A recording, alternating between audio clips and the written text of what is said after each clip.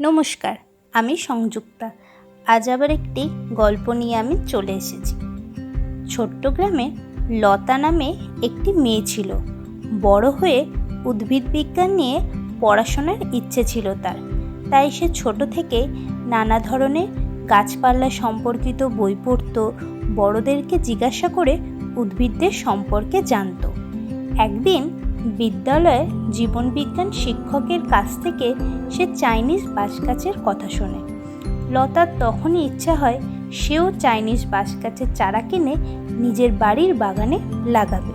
সেই মতন বিদ্যালয় থেকে বাড়ি ফিরে এসে সে তার বাবার কাছে আবদার করে বলে, বাবা, তোমার কাছে আমার একটা ছোট্ট আবদার আছে।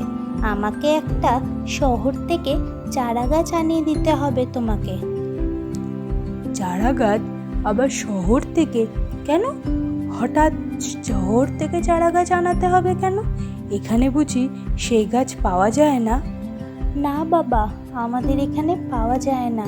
তাই তো তোমায় বলছি, শহরে তোমার যে বন্ধু আছে তার কাছ থেকে আমাকে আনিয়ে দিতে হবে। আচ্ছা বেশ, সে না হয় আমি আনাবো। সে কি গাছের চারা শুনি, যা এখানে পাওয়া যাবে না শহরে পাওয়া যাবে? চাইনিজ বাঁশ গাছ। আজকে আমাদের বিজ্ঞানের শিক্ষক মহাশয়ের কাছে শুনেছি এই গাছ নাকি চীন দেশের এক বিশেষ ধরনের গাছ, অন্যান্য গাছের মতন নয়। আমি লাগাবো বাবা, আমার চাই। আচ্ছা বেশ বেশ, আমি এনে দেব, নে, আর জেদ করতে হবে না। এই শুনে লতা খুব খুশি হয়ে তার বন্ধু বান্ধবদের জানালো যে তার বাবা তাকে বলেছে চাইনিজ বাঁশ গাছের চারা এনে দেবে। সেই মতন তার বাবা তাকে এনেও দিল এবং সে গাছটি লাগালো এবং নিয়মিত তার যত্ন করত। এইভাবে কয়েক মাস পেরিয়ে যাওয়ার পরও গাছটি আর বড় হলো না। এই নিয়ে তার বন্ধু বান্ধবরা হাসাহাসি করত যে গাছটি আর কোনোদিনই নাকি বড় হবে না। কিন্তু লতা হাল ছাড়েনি।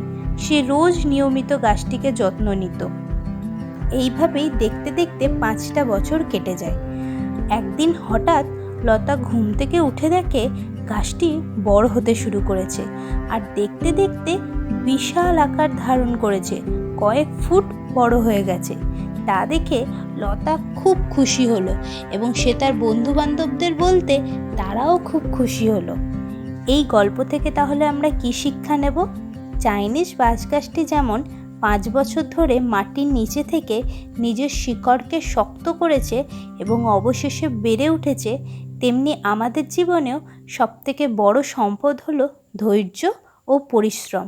কোনো বিষয় ধৈর্য ধরে অবিচলভাবে কাজ চালিয়ে গেলে আজ না হয় কাল আমাদের সাফল্য আসবেই। গল্পটি ভালো লাগলে লাইক, শেয়ার ও চ্যানেলটি সাবস্ক্রাইব করবেন। ধন্যবাদ।